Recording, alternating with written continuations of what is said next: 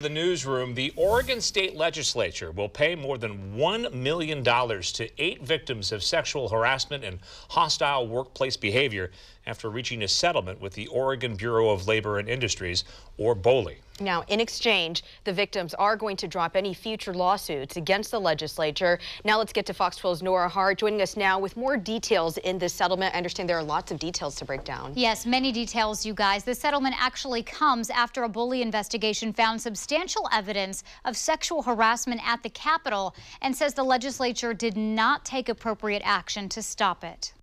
This all started back in November of 2017, when Senator Sarah Gelser detailed accounts of alleged harassment and touching by Senator Jeff Cruz spanning from 2011 to 2017.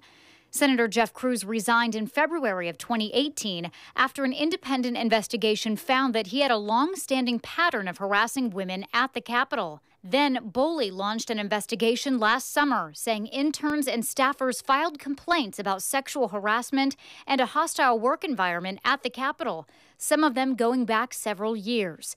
But legislators failed to quickly act on that. Now this settlement resolves those complaints. The legislature will pay $1.1 million to 8 people who were not elected officials.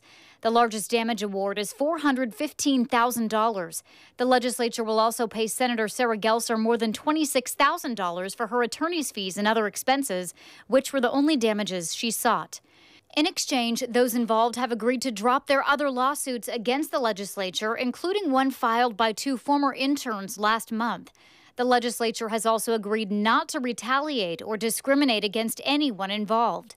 In addition, the legislature will pay $200,000 to cover BOLI's outside attorney fees. Tonight, we've received a statement from the lawyer of those 2 interns who filed a lawsuit last month. In part, it says, it has taken the courage of all of the women who have chosen to not remain silent and to be candid with the press in order to shed a bright light on what has been happening to them at our Capitol. It is because of their collective courage that change can and hopefully will occur in Oregon.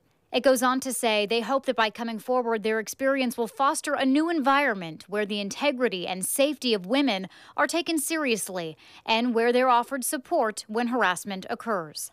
Now, House Speaker Tina Kotek and Senate President Peter Courtney released a joint statement saying in part, on behalf of the Oregon Legislature, we sincerely apologize to the women who suffered harm during their time in the Capitol.